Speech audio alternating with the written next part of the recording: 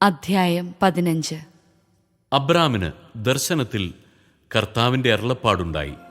Abram, ഭയപ്പെടേണ്ട, ഞാൻ നിനക്ക് പരിചയാണ്. നിന്റെ പ്രതിഫലം വളരെ വലുതായിരിക്കും. അബ്രാം ചോദിച്ചു, കർത്താവായ ദൈവമേ, സന്താനങ്ങളില്ലാത്ത എനിക്ക് എന്ത് പ്രതിഫലമാണ് ലഭിക്കുക? ദമാസ്കസുകാരൻ എലിയേസറാണ് എൻ്റെ വീടിൻ്റെ അവകാശി. അബ്രാം തുടർന്നു, എനിക്കൊരു സന്താനത്തെ അവിടുന്ന് തന്നിട്ടില്ല. എൻ്റെ വീട്ടിൽ പിറന്ന ദാസരിൽ ഒരുവനായിരിക്കും എൻ്റെ അവകാശി. വീണ്ടും അവന് കർത്താവിന്റെ അരുളപ്പാടുണ്ടായി. നിന്റെ അവകാശി അവനായിരിക്കുകയില്ല, നിന്റെ മകൻ തന്നെയായിരിക്കും. അവിടുന്ന് അവനെ പുറത്തേക്ക് കൊണ്ടുവന്നിട്ട് പറഞ്ഞു, ആകാശത്തേക്ക് നോക്കുക, ആ കാണുന്ന നക്ഷത്രങ്ങളുടെ എണ്ണമെടുക്കാൻ കഴിയുമോ? നിന്റെ സന്താന പരമ്പരയും അതുപോലെ ആയിരിക്കും. അവൻ കർത്താവിൽ വിശ്വസിച്ചു. അവിടുന്ന് അത് അവന് നീതീകരണമായി കണക്കാക്കി. അവിടുന്ന് തുടർന്ന് അരുളിച്ചെയ്തു, ഈ നാട് നിനക്ക് അവകാശമായി തരാൻ വേണ്ടി നിന്നെ കൽദായരുടെ ഊറിൽ നിന്ന് കൊണ്ടുവന്ന കർത്താവാണ് ഞാൻ. അവൻ ചോദിച്ചു, ദൈവമായ കർത്താവേ, ഇത് സംഭവിക്കുമെന്ന് ഞാൻ എങ്ങനെ അറിയും? അവിടുന്ന് കൽപ്പിച്ചു, 3 വയസ്സ് വീതം പ്രായമുള്ള ഒരു പശുക്കിടാവ്, ഒരു പെണ്ണാട്, ഒരു മുട്ടനാട് എന്നിവയെയും ഒരു ചെങ്ങാലിയെയും ഒരു ഇളം പ്രാവിനെയും എനിക്കായി കൊണ്ടുവരിക. അവൻ അവയെല്ലാം കൊണ്ടുവന്നു. അവയെ 2 പിളർന്ന് ഭാഗങ്ങൾ നേർക്കുനേരെ വെച്ചു.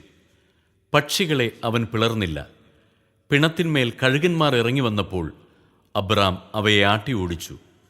സൂര്യൻ അസ്തമിച്ചുകൊണ്ടിരുന്നപ്പോൾ അബ്രാം ഗാഢനിദ്രയിലാണ്ടു. ഭീകരമായ അന്ധകാരം അവനെ ആവരണം ചെയ്തു. അപ്പോൾ കർത്താവ് അരുളിച്ചെയ്തു, നീ ഇതറിഞ്ഞുകൊള്ളുക, നിന്റെ സന്താനങ്ങൾ സ്വന്തമല്ലാത്ത നാട്ടിൽ പരദേശികളായി കഴിഞ്ഞുകൂടും. അവർ ദാസ്യവേല ചെയ്യും. 400 കൊല്ലം അവർ പീഡനങ്ങൾ അനുഭവിക്കും. എന്നാൽ അവരെ അടിമപ്പെടുത്തുന്ന രാജ്യത്തെ ഞാൻ കുറ്റം വിധിക്കും. അതിനുശേഷം ധാരാളം സമ്പത്തുമായി അവർ പുറത്തുവരും. നീ സമാധാനത്തോടെ നിന്റെ പിതാക്കളോട് ചേരും. വാർദ്ധക്യ പരിപൂർത്തിയിൽ നീ സംസ്കരിക്കപ്പെടും.